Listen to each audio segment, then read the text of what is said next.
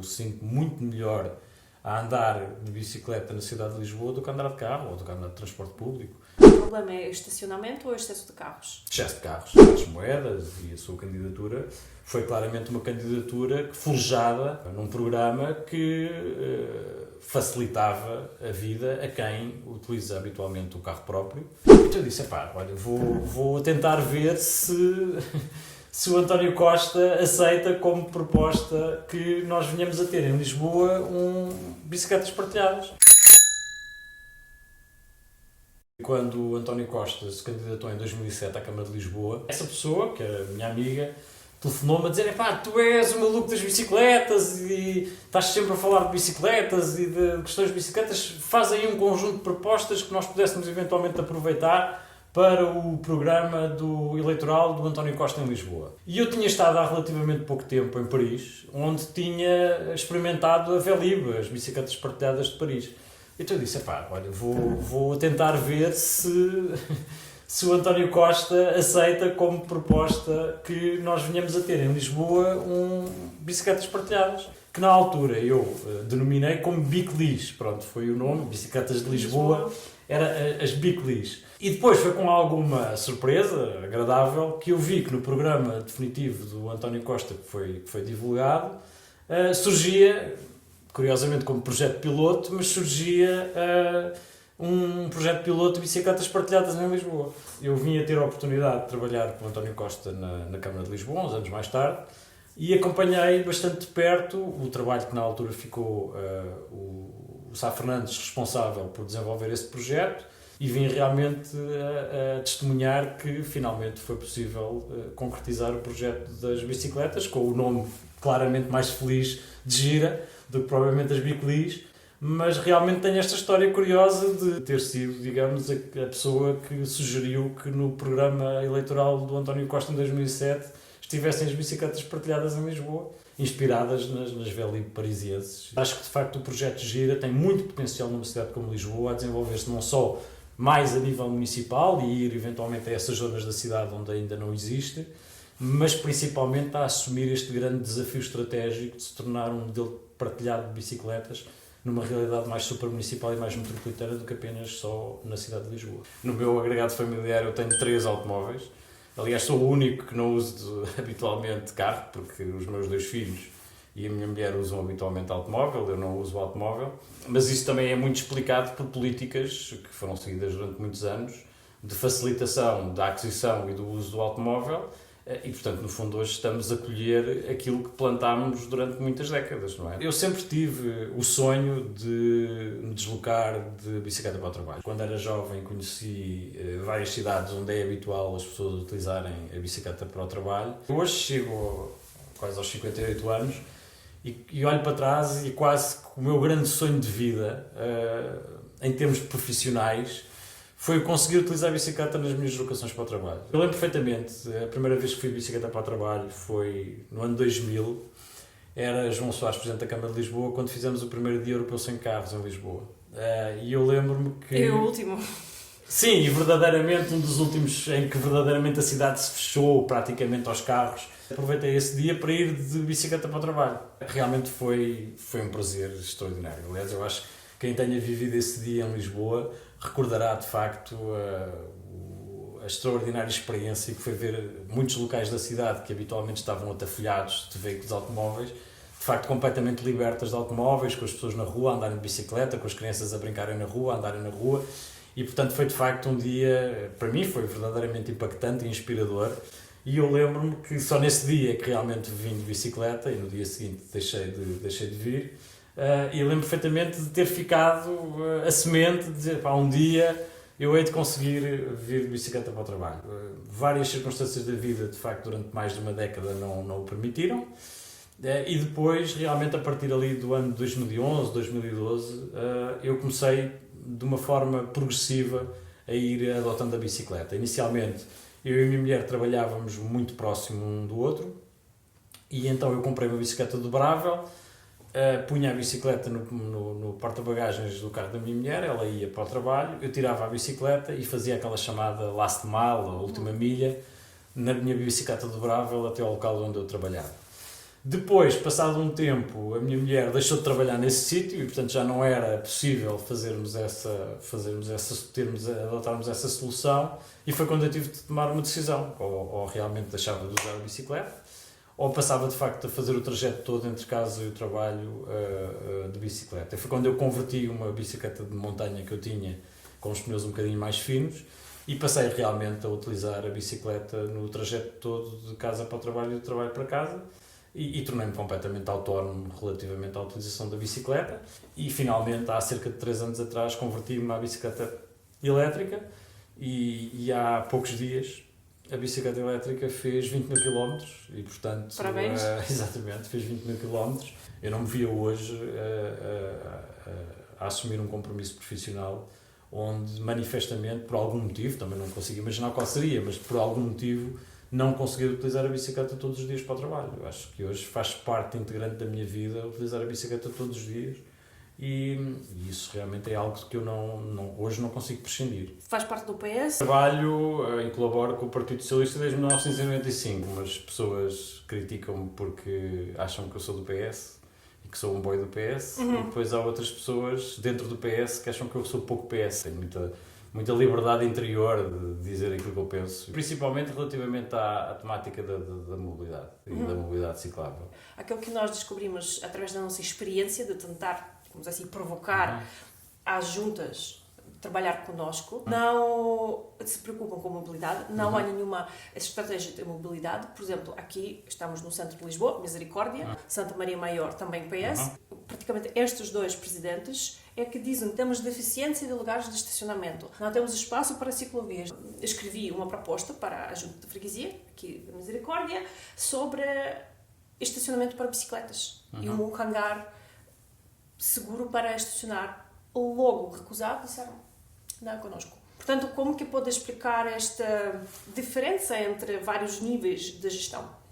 Eu tenho de fazer aqui uma declaração de interesse. Eu sou o Presidente da Assembleia de Freguesia onde eu moro, em Alfragide, no Concelho da Amadora, e sou eleito pelo Partido Socialista, e a principal proposta eleitoral que foi feita nas eleições autárquicas de 2021 da Freguesia de Alfragide foi exatamente construir um novo parque de estacionamento. Aliás, a promessa é essa que já está cumprida e, portanto, o parque de estacionamento já está construído. Quanto que custou toda a obra e quantos lugares de estacionamento se criaram? Não tenho, sinceramente, a empreitada foi uma empreitada, obviamente, da Câmara Municipal da Amadora, eu não tenho conhecimento de qual é que foi o valor, porque criou-se à volta de uns 30, 35 lugares de estacionamento. O parque de estacionamento na Calçada do Combro custou 5 milhões. Daquilo que nós encontramos. Só a obra e manutenção, mas provavelmente ali há vários outros custos que poderíamos adicionar. E criaram-se por volta dos 200 lugares de estacionamento, portanto 20 mil euros por cada lugar de estacionamento. Os carros, obviamente, continuam a estacionar sobre passeios, os passeios continuam a ser raquíticos, continuamos a ouvir. Temos a deficiência de lugares de estacionamento. Fundamentalmente, a questão do estacionamento de automóveis é uma questão que é muito transversal em termos de partidos políticos. Obviamente, se calhar, na minha opinião, eu preferiria que, se calhar, aquele espaço tivesse dado origem, se calhar, a um parque infantil ou a um espaço de lazer para as pessoas que moram ali perto, do que propriamente ser um parque de estacionamento. Mas a verdade é que a opção que foi feita foi de criar mais um parque de estacionamento. E acho que resolveu? Eu acho que não resolveu. Alfragide é uma freguesia onde existe excesso de automóvel. O autarca de freguesia é um autarca muito próximo das pessoas e, portanto, vive de muito perto a ansiedade que se criou no espírito das pessoas relativamente à problemática do estacionamento automóvel. E, portanto, eu acho que os autarcas, principalmente os autarcas de freguesia, tendem a ir muito ao encontro dessas expectativas e dessas ansiedades das pessoas, principalmente em zonas, onde, designadamente aqui na Misericórdia, onde tudo aquilo que eu conheço, trabalhei aqui próximo durante alguns anos, há realmente falta de estacionamento. Eu, sinceramente, prefiro pensar, e já disse isso inclusivamente na zona onde eu moro, que se calhar nós temos de começar a achar que existem carros a mais. Não existe falta de estacionamento, existem carros a mais. Mas a verdade é que durante muito tempo houve uma certa libertinagem relativamente à política do carro próprio e, portanto, hoje estamos a sofrer um pouco as consequências dessas estratégias que foram seguidas durante décadas. Em 10 anos, Portugal adicionou ao seu Parque Nacional mais 1.300.000 viaturas. Portanto, isto quer dizer que num país de 10 milhões temos Claro. 5,6 milhões de viaturas ligeiras. Claro. E se calcularmos todas as viaturas, motocicletas, até tratores, temos por volta dos 7 milhões. Considerando que Portugal, mesmo com natalidade baixa, tem 20%, normalmente os países têm 30% dos jovens, portanto, dos 10 milhões, 8 milhões são adultos e 7 milhões têm algum tipo de vínculo. Mas isso também é muito explicado por políticas que foram seguidas durante muitos anos de facilitação da aquisição e do uso do automóvel e, portanto, no fundo, hoje estamos a colher aquilo que plantámos durante muitas décadas. Nós desinvestimos no transporte público, nós durante muitas décadas obrigámos as pessoas, como foi o meu caso, a sair do centro de Lisboa e irem para as zonas da periferia, com a promessa de que seria fácil eternamente as pessoas virem da periferia para o centro de Lisboa de automóvel. E a questão que neste momento se coloca é se vamos continuar a alimentar essa ilusão de que as cidades indefinidamente podem continuar a cada vez aumentar mais espaço dedicado ao automóvel, ou se realmente temos de começar a conter essa situação, porque me parece que hoje é absolutamente evidente que não é possível continuar a permitir que circule a quantidade de carros e entre a quantidade de carros em Lisboa que entram todos os dias e aqueles que já circulam cá dentro. As pessoas não conhecem a realidade de Zurique, que é uma das cidades onde se cultiva mais a ideia do automóvel e onde existem Ferraris e Lamborghinis e onde existe um elevado nível de vida muito espelhado na utilização do automóvel, onde em 1996 se assumiu o compromisso, ao nível municipal, de não se criar mais nenhum lugar de estacionamento novo. Portanto, isto há praticamente 30 anos em Zurique. Congelado. E, portanto, qualquer entidade pública ou privada que quisesse criar um novo parque de estacionamento ou um novo lugar de estacionamento, tinha de encontrar um outro espaço na zona de Zurique, onde iria eliminar o mesmo número de lugares de estacionamento e converter isso a uma outra função do espaço, para poder criar noutra zona da cidade o mesmo número de lugares de estacionamento. E, portanto, isto não foi na Coreia do Norte, isto foi na Suíça, foi em Zurique, não é? Quando eu conto a história de que aqui há uns anos um lugar de estacionamento em Tóquio custou 200 mil euros, as pessoas não têm a noção de que em várias cidades japonesas, uma pessoa para comprar um carro tem de provar que tem sítio para o estacionar. E, portanto, se não tiver sítio para estacionar, não é autorizado a comprar um carro. Mais uma vez, não estamos em Cuba, ou não estamos na Venezuela, estamos no Japão. E, portanto, essas políticas foram adotadas. Em Paris, Anne Hidalgo, a presidente socialista de Paris, já anunciou que neste mandato vai eliminar cerca de 50% do espaço de estacionamento de superfície para reafetar esse espaço a outras mobilidades. E, portanto, o que eu acho é que nós estamos muito atrasados relativamente a políticas de maior desincentivo à utilização do carro próprio e continuamos um bocadinho no ramo-ramo de alimentar a ideia de que isto é sustentável, quando manifestamente não é sustentável. Se eu fosse presidente da Junta, PS ou PSD, não interessa. O meu incentivo é manter os votos e trazer a vitória para o partido.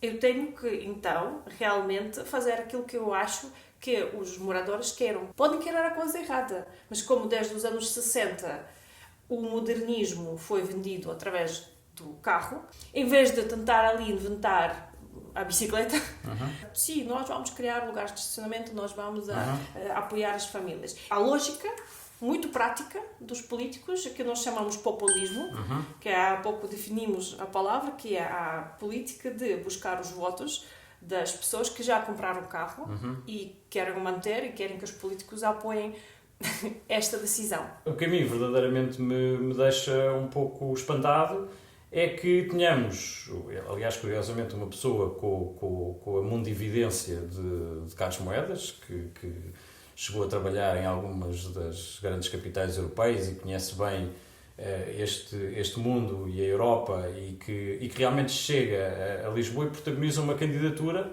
em que, de facto, uma das suas promessas é criar um silo de estacionamento em cada freguesia. Temos tantas dificuldades com a habitação em Lisboa e, mesmo assim, temos um Presidente de Câmara que admite converter espaço que deveria ser para edificar imóveis para as pessoas morarem, para se arrumarem carros e para habitarem carros. Não seria a mesma coisa o PS, durante todos estes anos, ter investido nos parques de estacionamento. Quem viu o Campo das Cebolas transformado num autêntico parque de estacionamento aqui há uns anos e, entretanto, deu origem, de facto, àquele espaço que eu acho que é um dos espaços mais agradáveis que existem em Lisboa, mas, em compensação, de facto, teve de se encontrar uma alternativa e a alternativa foi criar um parque de estacionamento subterrâneo para que os carros pudessem continuar a arrumar lá. O problema é estacionamento ou excesso de carros? Excesso de carros. E uma utilização pouco eficiente do automóvel. Nós não podemos continuar a ter o estacionamento de superfície, que tantas vezes é necessário, por exemplo, para a questão das cargas e descargas. Realmente eles não têm alternativa e estacionam da forma mais absurda que se possa imaginar. As pessoas, de facto, querem estacionar o carro durante um longo período, têm de recorrer aos parques ODML ou aos parques privados que existem já alguma oferta em Lisboa. Temos claramente uma necessidade que, bem ou mal, se criou nas pessoas. E eu acho que mal, estrategicamente mal, principalmente para um país como o nosso. Mas a verdade é que nós incentivamos muito, durante muito tempo, as pessoas a terem a ideia de que o Estado lhes devia garantir espaço público para estacionarem automóveis. É o direito. Passou a ser um direito, quer dizer, eu costumo aliás brincar que é mais difícil nós garantirmos o direito constitucional à habitação do que propriamente garantirmos um direito que não está reconhecido em lado nenhum, muito menos na Constituição, que é o direito a estacionarmos o automóvel. A generalidade dos serviços públicos tendem a oferecer a alguns dos funcionários o estacionamento do automóvel. Ora, isso numa cidade, por exemplo, como Lisboa, numa escola, num tribunal, num qualquer serviço público, num hospital, esse estacionamento que é disponibilizado normalmente de forma gratuita ou muito subsidiada a um funcionário tem um determinado valor de mercado, ou seja, se a pessoa tivesse que estacionar o carro fora daquele espaço público, teria de pagar um determinado valor pelo estacionamento. Isto o que é que significa? Significa que os funcionários públicos que estão a usar carro e que trazem carro para o trabalho têm um apoio financeiro que pode, em alguns casos, ir aos 800, 900 mil euros por mês em termos de valor que lhe é concedido pela entidade pública para a qual trabalham. Se, por exemplo, uma outra pessoa utilizar os transportes públicos e tiver de pagar o passe de 40 euros por mês para utilizar o transporte público, esse serviço público não dá nenhum apoio ao seu funcionário que utiliza os transportes públicos e que paga o passe todos os meses. E, portanto, temos o Estado a incentivar as pessoas e a dar apoio, um apoio indireto, mas um apoio com um determinado valor a uma pessoa que utiliza carro e que traz o carro para Lisboa e está a ignorar completamente a pessoa que utiliza os transportes públicos. E, portanto, isto é totalmente incongruente em termos de políticas e estratégias para as mobilidades. E cria classes sociais. Uma parte da sociedade tem mais direitos do que as outras. Uma classe dos funcionários tem o direito a este lugar de estacionamento subsidiado com o dinheiro público. Sim, claramente. Eu trabalhei durante alguns anos na Universidade de Lisboa e uma das decisões que na altura foi tomada foi não só acabar com um parque de estacionamento que existia ali em frente à reitoria, cujo é um espaço muito agradável onde as pessoas podem estar e deixou de ser um parque de estacionamento. Era gratuito, durante algum tempo foi gratuito e passou a ser pago, é verdade que de uma forma relativamente simbólica, mas passou a ser pago. Esse passo foi dado no sentido das pessoas terem a noção de que tinham de pagar pelo seu lugar de estacionamento. Portanto, de facto, um espaço que em bom rigor, mesmo estando afeto a uma escola, mesmo estando afeto a um tribunal ou uma universidade, em bom rigor aquele espaço é um espaço que devia ser considerado como um espaço de todos nós, como um espaço público, está reservado, de facto, àqueles funcionários que, inclusivamente, não compensam o Estado pela utilização daquele espaço que estão a fazer e criando, de facto, como digo, e principalmente é isso que a mim me perturba mais, criando uma discriminação relativamente a um colega que faz a utilização dos transportes públicos e da parte do Estado não recebe nenhum tipo de apoio para utilizar os transportes públicos. Portanto, isso eu acho que é um exemplo muito evidente de como nós continuamos a ter políticas que facilitam muito a utilização do carro próprio. Se o Luís fosse Carlos Moedas, que já falámos dele, como então resolveria, se calhar com as primeiras 3 ações, este problema? Gostava muito de ver um Presidente de Câmara em Lisboa a olhar de forma muito séria para 3 áreas fundamentais. A questão da mobilidade ciclável. Acho que falta termos uma estratégia municipal e multimunicipal, designadamente com os municípios vizinhos, desta coroa aqui à volta de Lisboa, para que de facto tivéssemos uma estratégia para a mobilidade ciclável e não apenas uma política de ir criando pequenos troços de ciclovia aqui e ali. Portanto, termos de facto uma visão mais global para o papel da bicicleta na cidade, na Grande Lisboa, não é necessariamente só em Lisboa, mas de facto na Grande Lisboa. Uma estratégia para a questão da mobilidade pedonal. Nós estamos numa cidade com um aumento significativo do envelhecimento populacional. E a questão da segurança e da mobilidade pedonal, da segurança na mobilidade pedonal é absolutamente estratégica para o futuro da cidade, de uma cidade como Lisboa. Esta questão agora das trotinetas, como se de facto só tivesse passado a existir um problema para os peões, a partir do momento em que surgiram trotinetas em Lisboa, quando de facto os problemas para os peões são mais que muitos e extravasam em muito o problema das trotinetas mal estacionadas. E, finalmente, aquela questão que estávamos a falar, ao estacionamento de automóveis e, consequentemente, ao estacionamento das várias mobilidades. Nós precisamos de libertar espaço, que hoje é ocupado pelo estacionamento de automóveis em superfície. Eu estive recentemente no Reino Unido. Muitas vezes se fala dos problemas de encontrar lugares de estacionamento em superfície quando se vem aqui a Lisboa. Nas cidades do Reino Unido, no estacionamento tarifado, é necessário meter no parquímetro a matrícula do automóvel que estamos a estacionar, e aquela matrícula, aquele carro, fica impedido de estacionar no mesmo dia mais do que 3 ou 4 horas no centro da cidade. E, portanto, a pessoa sabe que pode trazer o carro para o centro da cidade se for para fazer uma coisa relativamente rápida, uma reunião, uma compra, uma coisa qualquer assim. Mas a partir do momento em que esgota aquele plafond das 3 ou 4 horas de estacionamento naquele dia, a pessoa tem de retirar o carro da cidade, ou então tem de ir encontrar um parque de estacionamento privado. Como que nós, então, já havendo tantos carros nas nossas artérias, tanto colesterol nas nossas artérias, como que nós, então, poderíamos, com que políticas, convencer as pessoas para abdicarem? Nós não temos um sistema eficiente de transporte público. Talvez a única vantagem de nós sermos tão tardios nesta transição é que nós podemos ir beber nos exemplos e nas boas práticas que estão mais do que testadas noutras cidades. Ou seja, nós não temos que inovar praticamente nada.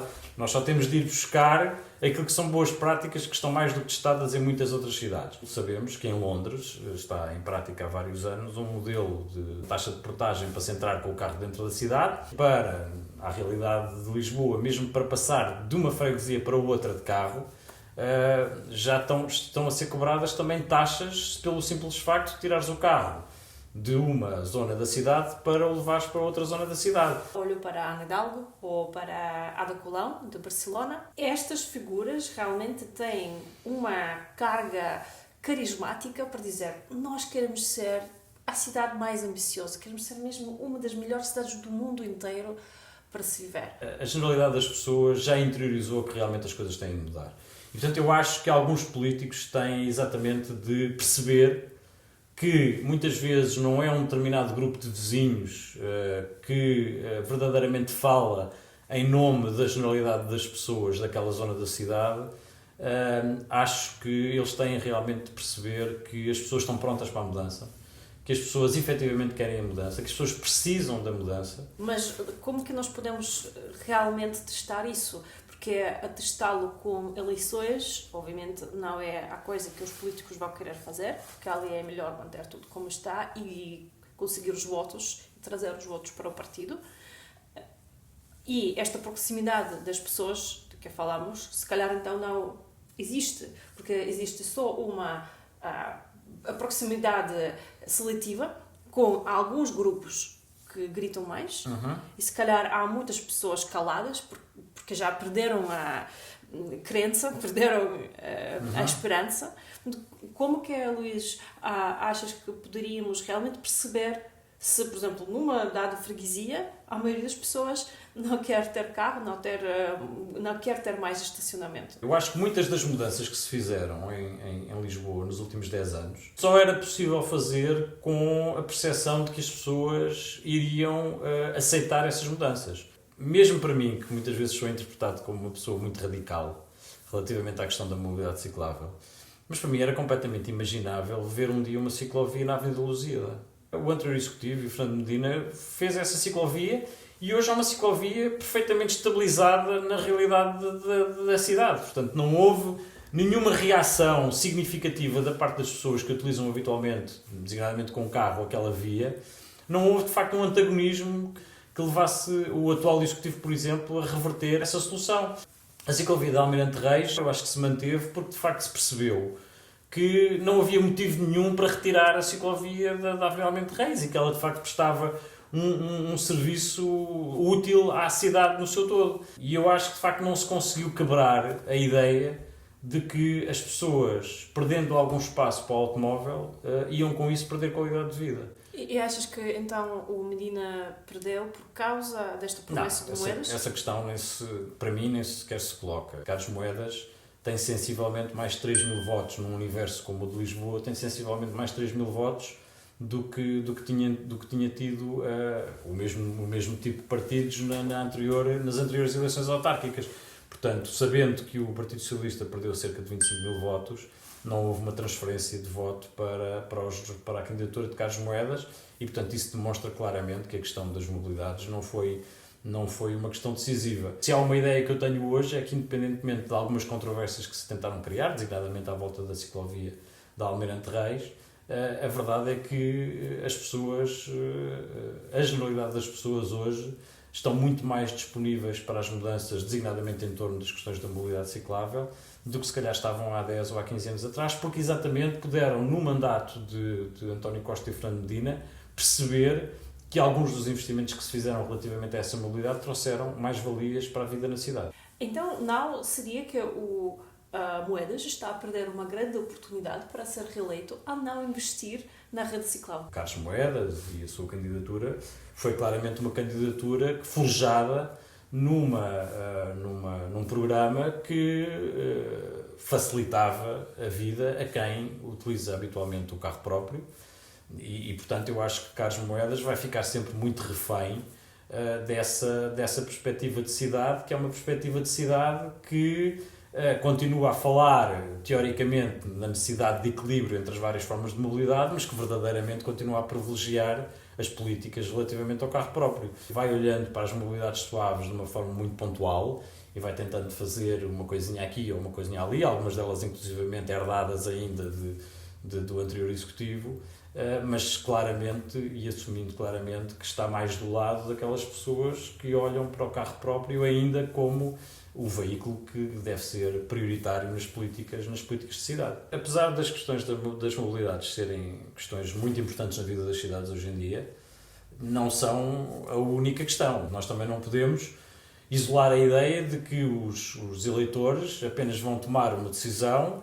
por causa das questões das políticas de mobilidade. Eu penso que Carlos Moedas, aquilo em que verdadeiramente aposta, é numa revitalização da chamada Carris Metropolitana e, portanto, que de facto este novo projeto da Carris Metropolitana venha a ter mais sucesso em termos de mobilidade para um grande número de pessoas, que se venham de facto a fazer alguns investimentos ao nível da ferrovia, que são obviamente da responsabilidade do Governo Central, mas têm um grande impacto ao nível de cidades como Lisboa, e depois também a questão do investimento que se está a fazer ao nível do metro, do metropolitano, e onde, apesar de ter muito poucas competências nessa vertente, quando se inaugurarem as estações do metro, lá aparecerá Carlos Moedas a demonstrar que relativamente à mobilidade sustentável ele é um protagonista relativamente à mobilidade sustentável. Portanto, eu diria que ele não precisa tanto de apostar na mobilidade ciclável ou na mobilidade pedonal, porque sabe que haverá certamente nos próximos anos alguns desenvolvimentos ao nível do transporte público e que o Governo Central vai fazer os investimentos de que ele necessita para, no fundo, ele poder depois dizer, bom, cá está, a cidade sustentável é a cidade que aposta no transporte público, portanto aqui temos a Carris Metropolitana, aqui temos o metropolitano, aqui temos a ferrovia e, portanto, é por aí que realmente a solução, que eu tenho a solução para a cidade de Lisboa e não propriamente estar preocupado com mais uma ciclovia aqui ou com mais uma ciclovia ali. Eu continuo a achar que a bicicleta tem o seu papel e deve ter o seu papel, até porque tem benefícios que, eventualmente, o transporte público não oferece. Mas continuaremos sempre numa lógica modal muito insignificante relativamente ao transporte público e, portanto, eu acho que aí Carlos Moedas aposta muito mais na questão do transporte público, até porque outros pagam essa fatura do ponto de vista orçamental do que propriamente estar a apostar na mobilidade ciclável. E porquê ainda não conseguem vender os 3 carros? Porquê que, não sei se tentaste convencer os teus filhos, a tua mulher? Acho que no caso da minha mulher, ela é pequeno luxo que tem é realmente utilizar o veículo automóvel. No caso dos meus 2 filhos, um deles, eu acho que objetivamente iria ser muito difícil não utilizar carro. Nós vivemos em Alfragide e ele vai para fora, não vai para Lisboa, vai para outros concelhos. Não seria muito fácil para os locais para onde ele vai trabalhar ir de bicicleta, por exemplo, e também não era fácil ir de transporte público. O outro, realmente, também é uma questão de pensar melhor numa solução alternativa e, portanto, se nós não criarmos também soluções seguras e soluções eficientes para quem quer mudar de meio de transporte, provavelmente as pessoas também não vão fazer essa mudança. E a verdade é que este meu filho, que poderia perfeitamente utilizar a bicicleta para o trabalho, não tem 1 metro de ciclovia entre a casa e o trabalho onde ele está, e isso de facto cria-lhe muita sensação de insegurança no trajeto. Hoje, pura e simplesmente, eu não consigo meter-me dentro de um carro em Lisboa. Não, é uma coisa que me cria nervosismo, que me cria muito desconforto. Como toda a gente lá em casa tem carta, quando às vezes temos de fazer alguma deslocação, não sou eu que vou conduzir. Realmente, conduzir numa zona urbana, um automóvel, tornou-se uma coisa muito desconfortável para mim e tornou-se algo que é penoso. E, portanto, eu, quando passei a utilizar a bicicleta, convictamente usei a bicicleta porque me sentia melhor comigo mesmo a usar a bicicleta. Para mim era mais confortável, e ainda hoje é mais confortável usar a bicicleta do que usar carro. Eu sinto muito melhor a andar de bicicleta na cidade de Lisboa do que andar de carro ou do que andar de transporte público. Se posso perguntar, a tua mulher, vocês trabalhavam, como contaste, mais ou menos no mesmo local. Porque é que ela não se converteu? A minha mulher, eu tenho essa história, curiosamente lembro perfeitamente, nós quando casámos, nós conseguimos ainda ir viver em Lisboa, nas portas de Benfica. Comprámos uma pequena casa usada, velhinha, nas portas de Benfica, e eu lembro que na altura nós comprámos numa grande superfície 2 bicicletas muito simples, e com a promessa de que iríamos começar aos fins de semana a fazer alguns trajetos de bicicleta ali na zona de Benfica, eventualmente indo até Monsanto. E eu lembro perfeitamente que a minha mulher fez a primeira deslocação de bicicleta ali nas ruas de Benfica para irmos em direção a Monsanto e jurou para nunca mais. Ela, quando viu os carros a passarem ao pé dela, portanto estamos a falar há mais de 30 anos, nós casámos há mais de 30 anos, mas portanto há 30 anos a minha mulher experimentou andar de bicicleta em Lisboa, ali na zona de Benfica, e jurou para nunca mais. Por isso, simplesmente nunca mais voltou a usar a bicicleta, porque disse que a sensação de insegurança e o sentimento de insegurança ao ver os carros a passarem junto a ela, fez com que ela, por isso simplesmente, nem nunca mais quisesse ouvir falar em utilizar a bicicleta na cidade de Lisboa. E nunca tentou usar noutra cidade, com ciclovias, ou mesmo aqui na Marginal? Vamos ver, as pessoas também são o que são. Ao contrário de mim, que na juventude utilizei muito a bicicleta, que na altura pratiquei muito a bicicleta todo o terreno, quando surgiu o fenómeno da bicicleta todo o terreno em Portugal, a minha mulher não tem realmente esse passado, não teve essa infância com bicicletas, não teve essa juventude com bicicletas, e portanto não tinha propriamente o mesmo à vontade e a mesma propensão que eu tinha para a utilização da bicicleta.